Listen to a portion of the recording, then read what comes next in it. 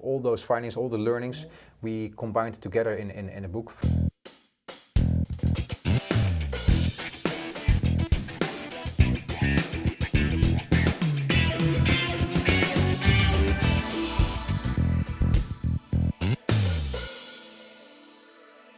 Hello and welcome to Architecture Corner. My name is Wikstrand and today I'm in Helsingborg with Léon Smiers.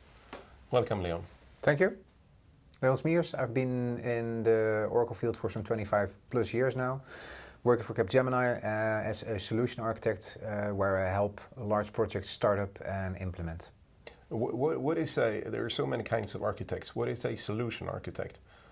Solution architect is, there are lots of difference between architects. You got business architects who are looking at the front end, making a vision, and solution architect is helping shaping it and putting it in the right place in an implementation in a project. So a system architect, software architect, IT architect, enterprise architect? Software architect is more towards a project. Solution architect is looking from a larger program perspective where many applications are involved and making sure that things are done in the right way and not hampering one another. So inside your field, your area of specialty is BPM and case management? Yes, that's the most work that I do. What is BPM? BPM stands for Business Process Management, and is, effectively it's looking at making processes as efficient as possible.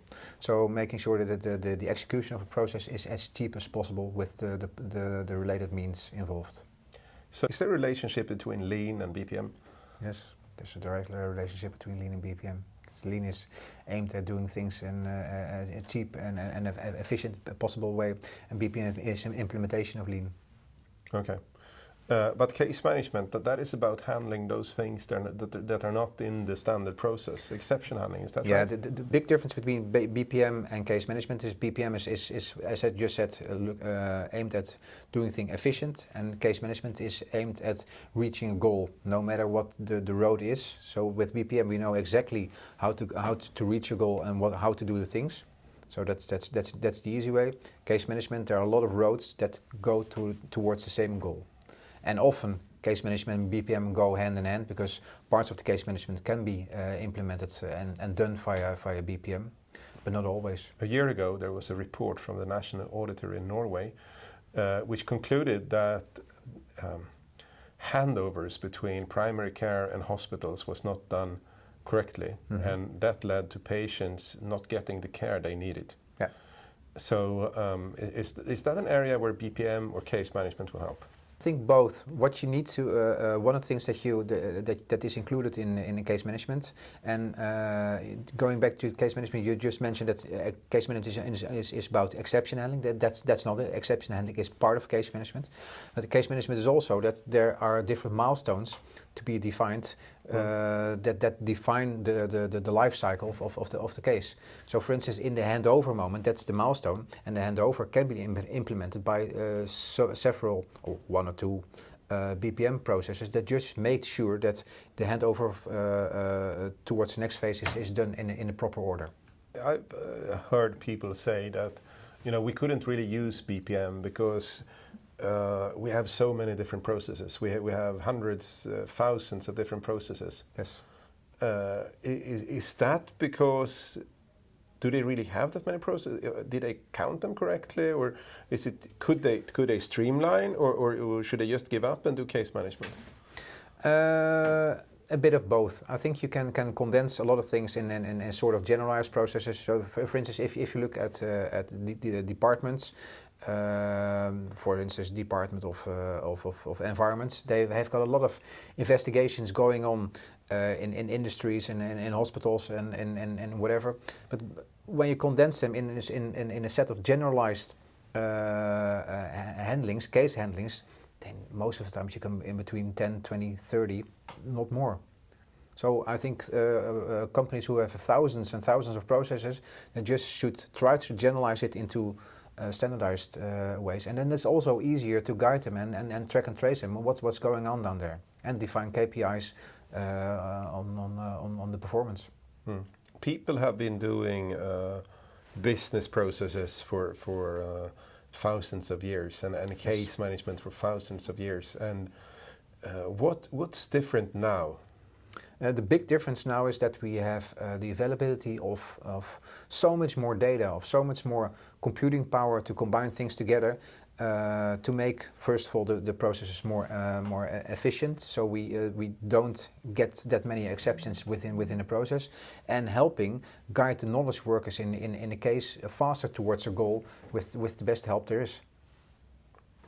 So in the newspaper, I read about the Swedish student loan agency, and most of their cases is someone takes a loan, they pay out the loan month by month as long as you're a student, Yeah. and then as soon as you're not a student, you start paying back month by month.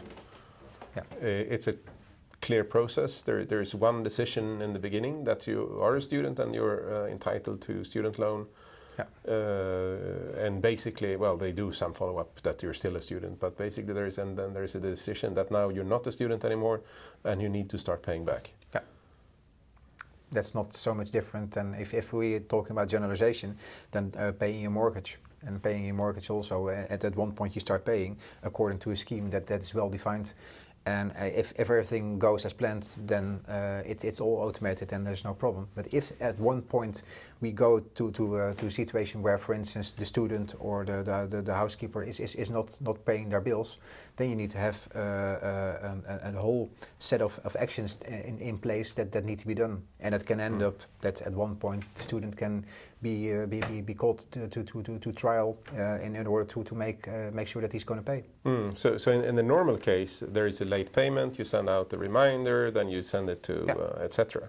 Yeah. But then they have these exceptional cases, which is where people have not paid anything for 3 years. Yeah. They have often left the country, that's why they're not paying. Yeah.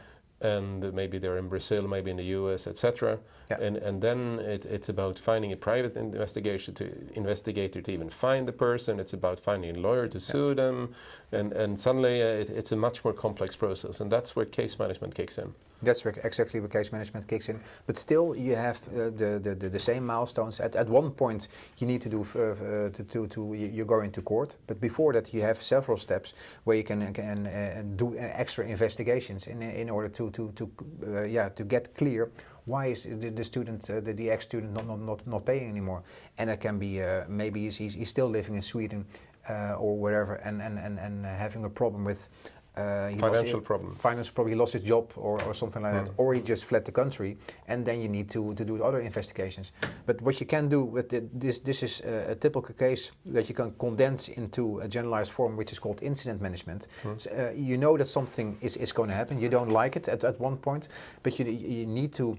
It needs to be clear what from that moment on there are things that need to be done. You have milestones, you have exception handlings, who are going to be involved, who are going to be involved for doing investigations, and up until the moment that you either get to trial or the ex-student pays. So these kind of processes, they're subject to political interventions. Yes. So suddenly there is a decision that changes the rules. Yeah. For any loan taken after this and that date, for instance. Yeah. But when you have automated it, isn't it very hard to put in a new rule set? No, but that's exactly the area that you need to investigate up front. But that's the same with business process management. You need to know which are the agile parts, which are the parts that are likely going to change. If you're looking, for instance, at a mortgage is very structured in the way that things are going to be done up until the moment that you pay. The things that are going to change, maybe it's interest rates, it's maybe policies and etc. And these things you know that you need to be able to very flexible in an agile way to change. So a loan, for instance, that's a basic process where first you get the money, then you pay back, and there's an interest rate calculation and so on. So that's the same with a bank or with a loan agency or in any country in the world. It's the same process, right? Yeah. It's the same if you apply for a building permit. By the way, I have this idea that if I could solve the building permit problem, I would be rich, because in every house in the whole world that you want to build, you need a building permit. Yeah, true. It's a huge business, building permit. Yeah, and some you need to pay more than others, but and some countries the best way to get rich is to be a building permit officer. But forgetting about that. When you buy a BPM solution, you buy them with these template processes, or? Yeah, it's a set of template processes, and of course every implementation can be a little bit different, so you need to adhere to that, and also you need to be able to, if things fail during that process, what needs to be done. One of the things that also, and in these type of situations, getting a building permit, that's more a service request type of thing. You request something, and then a whole set of things are going to happen afterwards. That's your typical. There's a lot of customer involvement in that area. With incident management, something happens, you don't like it, but you know that something is going to happen. Always try to, every time when something, when a process or a case is being executed, try to feed back and learn from it and see how we can improve the case and how we can improve the process. And that's also a capability that is built into modern systems. Yes, that needs to be. And also needs to have involvement, continuous involvement from people who understand the business and need to adhere to it. It's not that you build your case and the coming 100 years it's going to stay the same. No, it's going to change. It's going to change on the things that you learn, because at start you define something, you implement something, and always it's going to change. It can be changed due to reorganizations or law enforcement policies that change. So there's a constant change in different parts of the case execution. Though there are parts that are going to be very stable, but that's the thing that you need to define up front. So normally, do you recommend using a rule engine, or are the rules embedded in the process model? There are two types of process. First of all, the rules that guide the process and guide the case what to do next. And there are rules that are used in order to determine the content of what is going on. Decision rules. Yeah, but the decision rules are more for the case execution. So do I need to go to this process and this process? Do I need to do this action or this action? And the other rules are, for instance, determining the loan interest or determining a fine that somebody needs to pay. And those things are likely to change. The process execution can also change, but maybe due to policies. Yeah. So you've written a book about Yes. BPM and case management. Yeah, Oracle Case Management Solutions. We started 3 years ago with the execution of the book. I've been involved in a lot of BPM and case management implementations over the last years, and of all those findings, all the learnings, we combined it together in a book. First of all, we wanted to start it around only Oracle Case Management Solutions, but then we came to the conclusion that there's a lot of information available on case management, but I didn't find anything on crafting a solution around case management. So we took the first half of the book is just about what is case management and how do you design a case management solution, and then the second half of the book is related to how do you do it with Oracle technologies. That will be very interesting to read once it's published. It will be. Yes, of course. When is that? It's going to be published October 17th. And you also have a blog? Yes, and we got an Oracle blog on the Capgemini website, and we also there's also a Twitter account, Léon Smiers. Léon Smiers. Yes. And you have a personal blog? Yes, leonsmiers.blogspot.com. And that's also about case management? That also contains case management and BPM. I do a bit of both on my own personal blog and on the Capgemini blog. Thank you very much for joining Architecture Corner. You're welcome. And thanks to all of you who are listening and watching Architecture Corner. Hope to see you back next week.